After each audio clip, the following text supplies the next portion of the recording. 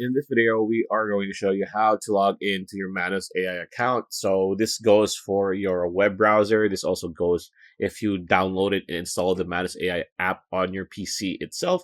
So all you need to do is go to manus.im and go click on the black sign in button beside the sign up button, which is white. So it's very easy to spot if you have not logged into Manus yet, because Manus is pretty much off white, kind of like really light gray, and click on sign in. And this will appear here. So you can sign in with your Facebook, your Google account, your Microsoft account, or your Apple account, right?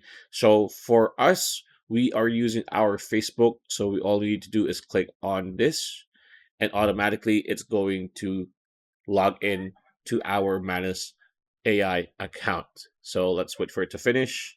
And there you go. From off white, now we are pretty much ChatGPT-esque with a gray and darker gray color scheme with Manus.